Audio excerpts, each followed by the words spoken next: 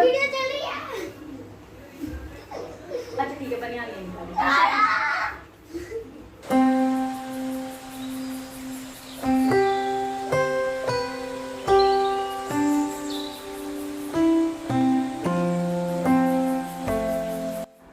Hello everyone, good morning. कैसे हैं आप सब? आई होप आप लोग बहुत अच्छे होंगे। तो दिन है संडे का, तो संडे का मॉर्निंग का टाइम है और आई थिंक 5:30 का करीब टाइम हो रहा होगा, 5:30 या 5:45 का टाइम हो रहा होगा।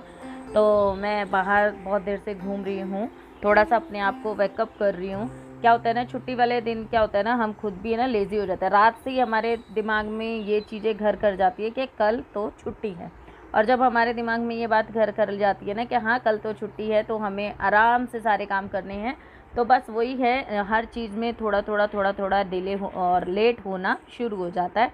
तो वही है ना, आँख मानो कि खुलने का नाम ही नहीं ले रही है। मैं वॉक भी कर रही थी, सुबह बाहर बैठ भी गई। मौसम इतना अच्छा हो रहा है आजकल कि बस पूछो मत। धूप है बट इतनी फील नहीं होती है, और इवन हवा इतनी तेज़ चल रही है कि मैं एडिटिंग कर रही हूँ उस टाइम पे भी मेरे दरवाजे की आपको आवाज़ आई होगी। फिर अभी मैंने बंद किया है। तो यहाँ दूध चढ़ा दिया है, चाय बनने रख दी थी मैंने, और चाय मेरी पक पक के देखिए थोड़ी सी रह गई है। और ये पता नहीं पत्ती कैसे लग गई कि चाय में पत्ती गिर गई है, मुझे ये दोबारा छाननी पड़ी। और यहाँ पे देखिए सुबह की चाय हमने पी ली है और अपने फुल जोश के साथ अच्छे से फ्रेशन अप होकर मुंह हाथ धो के अच्छे से रेडी होके मैं दोबारा से आ गई हूँ। नहाई नहीं हूँ अभी, संडे में मतलब नहीं हो पाता इतना जल्दी नहाना धोना। तो यहाँ पे मैं बना रही हूँ पकोड़े। चाय हमने पहले ही पी ली। वैसे कहा इन्होंने कहा था कि चाय के साथ ही मैं पकोड़े लूँगा, बट मैंने कहा यार मेरे को है ना, क्योंकि ये इन्होंने लगा दिया टाइम उठने में, और मैंने जब तक थोड़ा बहुत काम किया ना तो उसके बाद मुझे लग गई थी चाय की बहुत तेज़ से हुड़क मतलब रहा नहीं जा रहा था। फिर ये उठ गए थे, फ्रेशन अप हुए, फिर मैंने कहा नहीं अभी तुम चाय पकड़ो क्योंकि मेरा चाय पीने का मन है, तो अभी चाय पी लो। चाय के साथ हमने बिस्किट वगैरह खा लिया था, क्योंकि खाली चाय तो हम बिल्कुल नहीं पीते हैं। और मैं तो यही सजेस्ट करूँगी कि आप लोगों को भी खाली चाय बिल्कुल भी पीनी नहीं चाहिए। तो बिस्किट वगैरह लेने के बाद थोड़ा सा अपने आप को बैठ गए, क्योंकि जब ये होता है ना कि हस्बैंड ने भी स्कूल नहीं, वो ऑफिस नहीं जाना, बच्चों ने तो स्कूल जाना ही नहीं है क्योंकि उनके वेकेशन चालू हैं। तो फिर एक ये हो जाता है कि हाँ अभी ने भी नहीं जाना, संडे है यार आराम से काम कर लेंगे। तो बस ऐसे ऐसे करते करते थोड़ा टाइम हो जाता है। तो इनसे बातें करते हुए बैठते हुए मैंने आलू और प्याज कट कर लिए थे, और देखिए कैसे गोलगप्पे की तरह बिल्कुल मेरे आलू के पकोड़े बन रहे हैं। मैं सिंगल पीस मैंने बेसन में डिप करके डाला है। बेसन में मैंने नमक, धनिया, लाल मिर्च पाउडर और थोड़ा सा अमचूर पाउडर मैंने ऐड किया था। और ऐसे और कुछ मैं ऐड नहीं करती हूँ, और थोड़ा धीमी आंच पे सेकेंगे तो काफ़ी क्रिस्पी आपको ये पकोड़े सिके हुए मिलेंगे। तो चलिए इनको मैं दे देती हूँ, क्योंकि 2 बार बेटा चक्कर काट गया है कि बन गए पकोड़े। मैं क्योंकि उसे आलू के बहुत पसंद हैं, सो इस वजह से। और बहुत दिन से हमारे घर में कुछ अच्छा बन नहीं रहा था, सो अब थोड़ा सा शुरू हुआ है। तो आप मेरे चैनल के साथ बने रहिएगा, आपको यहाँ पे बहुत अच्छी रेसिपीज़ मिलेगी और बहुत अच्छी चीज़ें मिलेंगी। तो मैं आप मेरे साथ बस बने रहिएगा, आप अपने भी सजेशन देते रहिएगा, वो भी मैं आज ज़रूर आगे ट्राई करूँगी। इसी तरीके से प्यार देते रहिएगा, मेरी वीडियोस को लाइक कीजिएगा और कमेंट ज़रूर करा करें। प्लीज़ आप एक कमेंट, आप मेरी वीडियो देखते हैं ना तो एक कमेंट ज़रूर कर दिया करें, और उससे मुझे क्या है ना, आप लोगों को जानने में मुझे मदद मिलती है। मुझे पता चलता है कि कौन है, क्या नाम है, कौन मेरी वीडियोस पे आता है, रोज़ आता है, कमेंट करता है, तो उससे मुझे बहुत अच्छे से पता चलता है। तो यहाँ पे मैंने आप सबको नाश्ता करा दिया, बच्चों को भी दूध दे दिया, पकोड़े खा लिए उन्होंने भी खा लिए, और ये दोबारा से अपने खा पी के फिर दोबारा सो गए, क्योंकि संडे इनका तो सिर्फ सोने में जाता है, या फिर हमारा पहले से ही प्लानिंग हो। आज बच्चे गुस्सा हो रहे हैं क्योंकि बच्चों ने अपने आप से ही प्लान कर लिया था कि हमें वाटर पार्क जाना है, जो कि इनके पापा ने मना किया था कि नहीं मैं नहीं जा पाऊँगा अभी थोड़ा सा काम, मतलब मैं थका हुआ बहुत ज़्यादा हूँ। पर बच्चे इसीलिए थोड़ा गुस्सा से हो रहे हैं। फिर मैंने भी कहा कि बेटा अभी तो गर्मियाँ काफ़ी हैं, चलेंगे, पर अभी रुक जाओ, कुछ टाइम रुक जाओ फिर चलेंगे। तो यहाँ पे मेरा डस्टिंग का काम शुरू हो गया है, और शुरुआत मेरी यहीं से होती है कि मैं पहले हॉल को ठीक कर दूँ। हॉल में क्या होता है ना, सामान कम होता है, और क्या होता है ना, एंट्रेंस यहीं से है। तो मैं बस यही चाहती हूँ कि अगर कोई मेरे घर में आता है तो कम से कम ये कमरा इस तरीके का हो जाए कि कोई बैठ सके और अच्छा लगे, बुरा ना लगे, फैला हुआ घर ना लगे। तो इसीलिए मैं हॉल को सबसे पहले करती हूँ।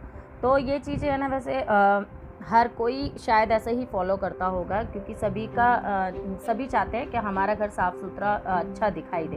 तो मैं यही है कि सबसे पहले यहाँ से सारी चीज़ें क्लियर कर देती हूँ, जो भी एक्स्ट्रा सामान है जो जहाँ का है वो वहाँ रख देती हूँ।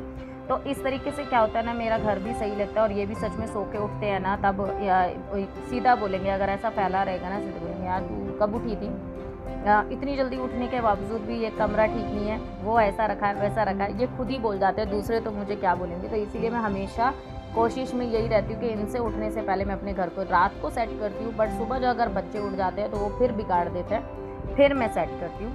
तो यहाँ पे जैसे मैंने बेसन निकाला था पकोड़ों के लिए, तो पकोड़े वगैरह सब खा लिया। अब किचन की बारी आ गई है। तो बेसन का पैकेट न्यू खोला था, तो फिर मैंने बेसन डब्बे में भर के रख दिया है। रसोई सारी साफ़ कर दी है, बर्तन अभी नहीं किए हैं, क्योंकि मैंने सोचा है कि सारा पहले और काम ख़त्म कर लेती हूँ, बर्तन क्योंकि ज़्यादा नहीं है उस टाइम पे।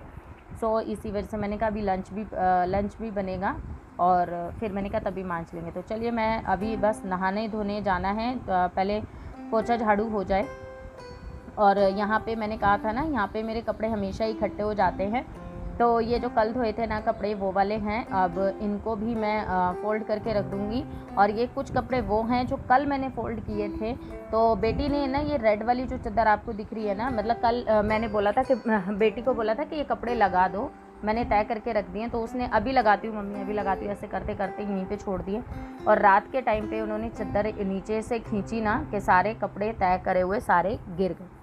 तो ये दोबारा मतलब मेरी डबल मेहनत हो गई है। तो बस मैं यही सोची थी, काश मैं कल थोड़ा सा टाइम इधर दे देती और मैं साथ के साथ कपड़े लगा देती, तो मेरे डबल मेहनत नहीं होती। तो कुछ कपड़े वो थे जो मैंने कल धोए थे, कुछ कपड़े वो थे जो ऑलरेडी सूखे हुए थे। तो सारे कपड़े फिर मैंने सोचा कि चलो मैं फटाफट से इनको यहीं पे मैं ही लगा देती हूँ, नहाना धोना बाद में ही करूँगी।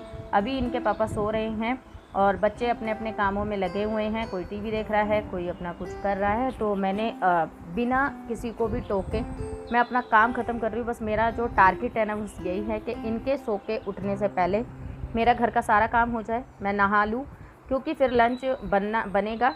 और लंच में जब बनेगा ना, तो मतलब कुछ ना कुछ ज़्यादा ही बनता है, हल्का नहीं बनता। और वो भी संडे में। काम मेरे पास संडे में कम नहीं होता, मेरे से और दिनों के मुताबिक बहुत ज़्यादा हो जाता है। तो अब ये जो बेडशीट वगैरह हैं, जो एक्स्ट्रा बेडशीट्स होती हैं, वो मैं इधर कबर्ड में रखती हूँ, सॉरी इसमें बेड में रखती हूँ। और जब ज़रूरत होती है इधर से ही निकाल लेती हूँ। तो बच्चे भी है ना पीछे से ये सब खोलते रहते हैं कुछ ना कुछ निकालने के लिए। तो बस यहाँ पे ना सारा कुछ ऐसे है ना फैला सा रखा था। तो मैंने चलो इसमें कुछ मेरे स्टिचिंग्स के कपड़े रखे हुए हैं, कुछ ऐसे कपड़े रखे हैं जिनके मुझे ब्लाउजेस सिलने हैं या फिर कुर्ती सिलनी है, या कुछ ऐसे कपड़े रखे हैं, फॉर्म रखी है। मतलब मेरा ज़्यादातर स्टिचिंग का सामान भी इसी में रखा हुआ है। तो इसीलिए ये मेरा सारा भरा हुआ है। और बस इसके ऊपर मैंने ये चादर बिछा देती हूँ, जिससे क्या होता है ना, धूल धाल नहीं आती। मेरे पता नहीं क्यों इस बेड में ऐसा है कि बंद होने के बावजूद भी इसमें ना पता नहीं क्यों स्पेस है इसके साइड में, तो उधर से ना बहुत ज़्यादा किरकिर आ जाती है, बहुत छोटी मोटी, और उससे ना बहुत ज़्यादा गंदा हो जाता है। तो अब मैं उसके ऊपर ऐसे ना चादर मैंने एक ले रखी है, उसको डबल करके इस तरीके से ढक देती हूँ और फिर मैं बंद कर देती हूँ। उससे मेरा है ना साफ़ रहता है काफ़ी, और धूल मिट्टी नहीं घुसती हैं, और कबर्ड भी काफ़ी साफ़ सुथरा लगता है।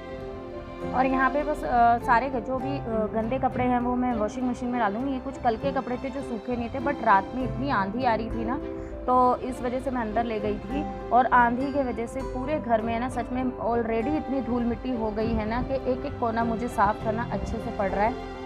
चाहे वो कोई भी घर का ही क्यों ना कोना हो, तो अंदर तक मतलब धूल मिट्टी आ गई थी। जबकि मेरा तो दरवाज़ा वगैरह सब बंद था, बट क्या होता है ना, कई बार कल लाइट भी 2-3 बार गई तो हम दरवाज़ा खोल लेते थे, और पर उस वजह से बहुत ज़्यादा किरकिर आ चुकी है। तो डस्टिंग मैं कम से कम है ना सुबह मैंने कर दी थी, और अब झाड़ू निकालूंगी तब कर दूंगी। पर है ना इन चीज़ों से परेशान नहीं होना चाहिए, ये सब मौसम है, ठीक है ना। ये हर साल आता है, आंधी तूफ़ान ये सब हर साल आता है। घरों में इतनी मतलब ये अब देखो इस वजह से थोड़ा मौसम में भी चेंजेस आया है, थोड़ा मौसम भी अच्छा लगा है। बट यह है कि मेहनत तो बढ़ जाती है। तो अब घर में साफ़ सफाई करने से पहले ना, पहले आज मैं इधर गैलरी की सफाई करूँगी, क्योंकि इधर बहुत ज़्यादा मिट्टी हो रही है। इवन है ना इधर से ही अंदर पैर जा रहे हैं अंदर, तो इस वजह से सबसे पहले मैं इधर से कर रही हूँ। पर कुछ भी है, मौसम अपने टाइम पे आते हैं तो कुछ अच्छा दे के जाते हैं, कुछ बुरा करके जाते हैं। पर वैसे सच बात है, सोच तो हमारी है ना। अब चाहे कुछ भी है, आप चाहे तो कितना ही कुछ कर लो, धूल मिट्टी से तो कोई परेशानी होनी नहीं चाहिए। अगर ये हवा ना चले तो बहुत ज़्यादा गर्मी हो जाएगी, और हवा चले तो धूल मिट्टी हो जाती है, तो ये सब चलता रहता है। तो आज मैं सबसे पहले गैलरी धो रही हूँ, क्योंकि हाँ, धूल मिट्टी बहुत ज़्यादा हो गई थी। तो फिर मैंने कहा इधर से अंदर जा रही है, क्योंकि हवा आती है, हवा की वजह से इधर अंदर चली जाती है। तो ये सारी मैंने ग्रिल वगैरह सब साफ़ कर दी है। और मैं रोज़ वैसे कपड़ा इन पे मार देती हूँ, जब भी मैं कपड़े सुखाती हूँ तो उससे पहले मैं कपड़ा मार देती हूँ। यहाँ पे थोड़े बहुत जाले वगैरह दिखे मुझे, तो मैंने वो भी साफ़ कर दिए हैं। और अब घर में बारी आई घर में झाड़ू वाड़ू लगाने की। सारा कमरा सेट करके जब संतुष्टि हो जाती है, तब उसके बाद मेरे घर में झाड़ू लगती है। यहाँ एक कमेंट आया था, मैं सफाई के बात कर रही, तो मेरा कमेंट था, वो दी हैं, वो कनाडा से हैं, वो मुझे हमेशा बहुत ज़्यादा सपोर्ट करती हैं, हमेशा मुझे कमेंट करती है। तो उन्होंने बोला था कि आप घर लो, घर होना चाहिए, अपना घर होना चाहिए। तो हाँ, अपना घर होना चाहिए, ज़रूर होना चाहिए, हर किसी का ख्वाब होता है ये। बट वैसे तो मेरे ससुराल वाला घर है, दिल्ली में है, उधर मम्मी पापा रहते हैं, और मतलब मैं जाती भी हूँ जब भी दिल्ली जाती हूँ तो। बट हाँ, अपना एक खुद का जो कहलाता है ना, खुद का, तो वो अभी है नहीं। कोशिश पूरी है, और देखो भगवान हमें कब तक वो दिलाता है। मेहनत पूरी कर रही हैं, मैं भी कर रही हूँ, मेरे हस्बैंड भी कर रहे हैं। तो भगवान ने चाहा और आप लोगों का सपोर्ट ऐसे ही बना रहा, तो बस इस मुकाम पे भी हम पहुँचेंगे, अपना घर भी लेंगे। क्योंकि सच बात है, हम इतनी साफ़ सफाई सब कुछ करते हैं। वैसे मैं जहाँ रहती हूँ उस घर को मैं अपना ही समझ के करती हूँ। मेरे को ये नहीं होता मैं रेंट पे रह रही हूँ या फिर मैं किसी और के घर में रह रही हूँ, मुझे सफाई इतनी नहीं करनी है, वो नहीं। मैं जहाँ रहती हूँ मैं उसे अपना बना के रहती हूँ। जब मैं इस घर में आई थी ना, सच कहूँ तो मैंने देखते के साथ है ना, मेरा माथा चढ़ गया था इस घर को देख के।